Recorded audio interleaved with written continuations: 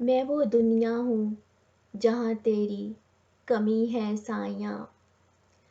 मैं वो दुनिया हूँ जहाँ तेरी कमी है साइयाँ। मेरी आँखों में जुदाई की नमी है साइयाँ। मेरे ज़ख्मों का इलाज तेरे सिवा कुछ भी नहीं। मेरी तन्हाई मेरी जान पे बनी है साइयाँ। अस्सलाम वालेकुम नाज़रीन। नाज़रीन, आज मैं एक बहुत सेंसिटिव टॉपिक लेकर आई हूँ, जो कि मेल और फीमेल के रिलेशनशिप से रिलेटेड है। ये टॉपिक है मार्स और वीनस का और इनकी एनर्जीज का, जो एक दूसरे के साथ मल्टीप्लाई होती हैं। आप लोग जानते हैं कि वीनस क्या है और वीनस एक मेल के हॉरोस्कोप में क्या अहमियत रखता है। जब हम वीनस को एक मेल के हॉरोस्कोप में देखेंगे तो ये एक फीमेल एनर्जी के तौर पे सामने आएगा, जो वीनस ग्रह है। क्योंकि वीनस ग्रह जो है वो मेल के हॉरोस्कोप में सिर्फ लाइफ पार्टनर को डिनोट नहीं करता, but it also represents male physical urge towards female. एक मर्द जो है वो एक औरत के बारे में क्या सोचता है, एक मर्द एक औरत को क्या समझता है, उसके बारे में क्या उसका एप्टीट्यूड है, ये उसका वीनस डिनोट करता है। तो अगर हम वीनस को इस पर्सपेक्टिव से देखें तो वीनस ग्रह जो है वो एक मेल के लिए जो है उसकी पूरी जो जिसे कहते हैं उसके रोमांटिसिज्म, उसके एस्थेटिसिज्म के साथ रिलेटेड है।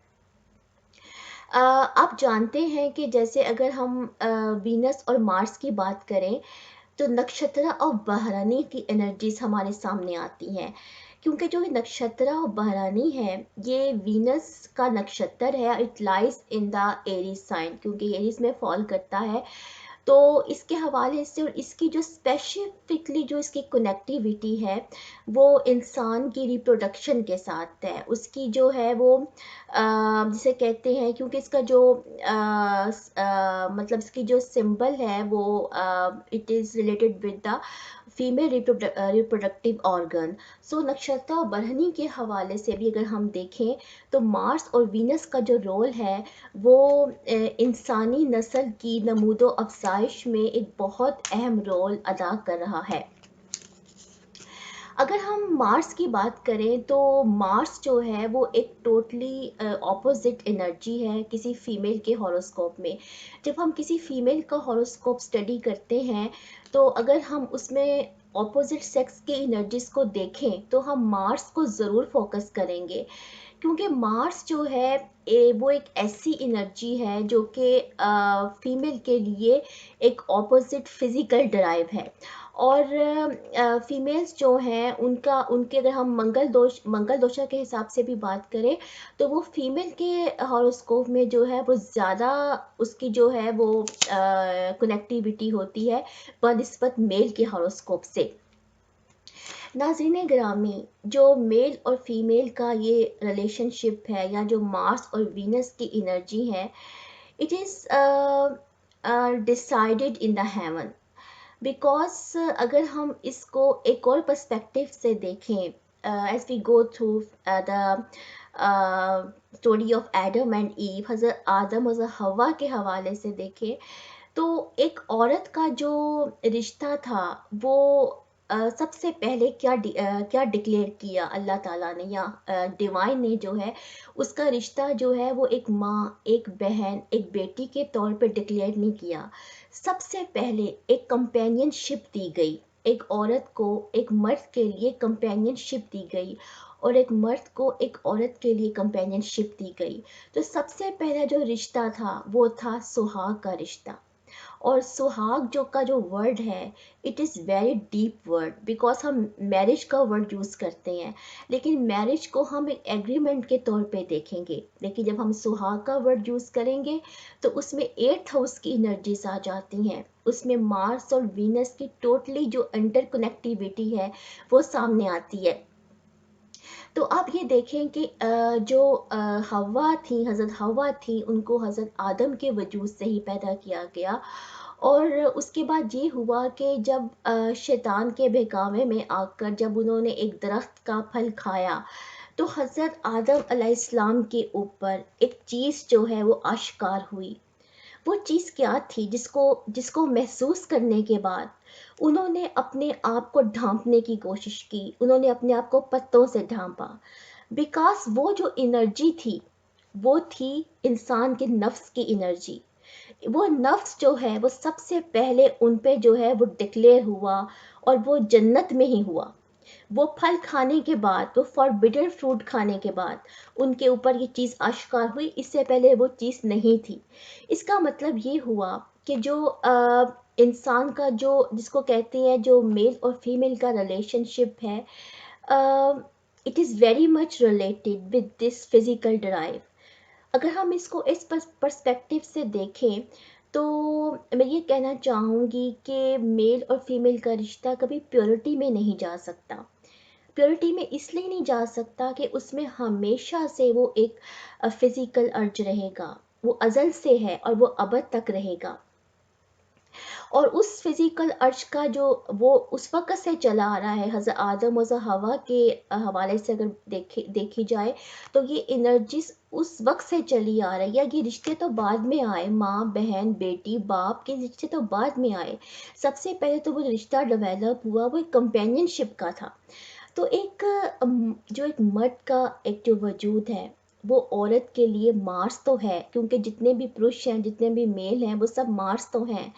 लेकिन एक जो मेल है वो एक खातून के लिए, एक औरत के लिए जुपिटर भी तो बन सकता है, वो उसका गुरु भी तो बन सकता है, वो उसके लिए एक रास्ता भी तो, उसको एक रास्ता या इसको एक गाइडलाइन भी दे सकता है। मार्स तो वो है। क्योंकि जब हम फीमेल का हॉरोस्कोप स्टडी करेंगे तो उसमें मैं तो दोनों चीज़ों को देखती हूँ, मैं जुपिटर को भी देखती हूँ, मैं मार्स को भी देखती हूँ। क्योंकि मार्स और जुपिटर दोनों का रोल जो है वो उस हवाले से अहम है।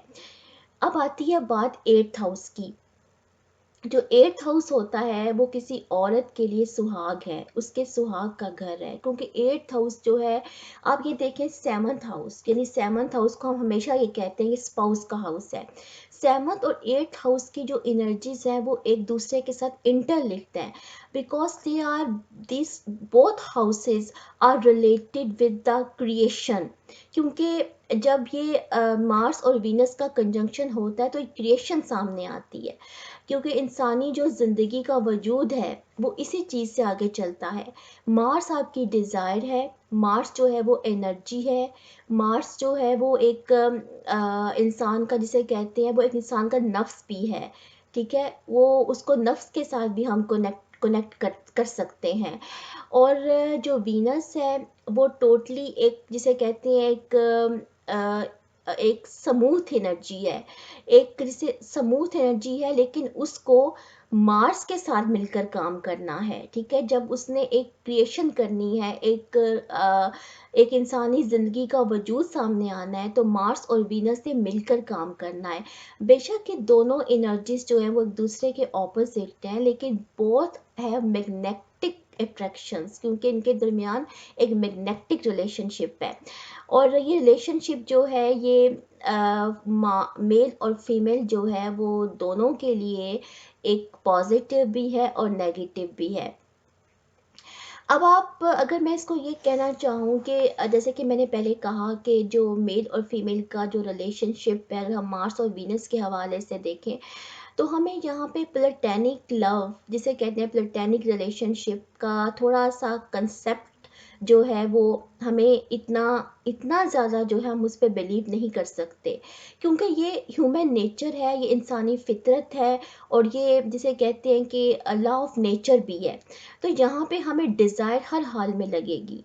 इसलिए मेल और फीमेल के रिलेशनशिप में हमेशा डिज़ायर जो है वो डोमिनेट रहेगी, और कोई भी इससे इनकार नहीं कर सकता। D.H. लॉरेंस जो थे वो एक अंग्रेज़ी अदब के एक राइटर गुजरे हैं, और उन्होंने एक बहुत खूबसूरत बात कही। उन्होंने बहुत सारे नॉवेल्स लिखे, और इन पे एक उनके एक बड़ा एक कंट्रोवर्शियल मूवी भी चली एक नॉवल के ऊपर। तो उन्होंने इसी रिलेशनशिप को लेकर, मेल और फीमेल के इसी जो रिलेशनशिप के कॉन्फ्लिक्टिंग रिलेशनशिप को लेकर उन्होंने काफ़ी राइटिंग्स, काफ़ी नॉवेल्स लिखे। उनका कहना था कि दुनिया के आला तरीन मकासद में से सबसे अजीम खुदा की ज़ात है, कि खुदा की ज़ात सबसे अजीम है, और सबसे जो पावरफुल जज्बा है वो जज्बा जिन्स है। और आप जानते हैं कि हमारे कुरान पाक में बार बार क्या बात कही गई, बार बार ये कहा गया, वला तत्ताबिउ खतुवाती शैतानी इन्नहु लकुम अदुव्वुम मुबीन, कि तुम शैतान के कदमों की पैरवी मत करना, बेशक वो तुम्हारा खुला दुश्मन है। क्योंकि नफ्स की तरफ जाना, शैतानी जिसे कहते हैं, शैतान नफ्स को प्रमोट करता है, शैतान जो है वो नफ्स को बहकाता है। और आदम और ईव के ऊपर, हज़रत हव्वा हज़रत आदम अलैहिस्सलाम के ऊपर शैतान के बहकावे में आकर ये चीज़ खुली, और आज तक नस्ल इंसानी जो है वो इसको फेस करती आ रही है और अब तक फेस करती रहेगी। तो नाज़रीन गिरामी, ये मेरा एक जिसे कहते हैं एनालिसिस था मार्स और वीनस के हवाले से। तो अगर आपको मेरी वीडियो पसंद आई है तो आप मुझे अपना फीडबैक ज़रूर दीजिएगा और अपने सजेशंस भी दीजिएगा और मेरे चैनल को सब्सक्राइब कीजिएगा। तो मैं फिर किसी इंशाल्लाह किसी और टॉपिक के साथ हाज़िर होंगी। तब तक के लिए अल्लाह हाफ़िज़।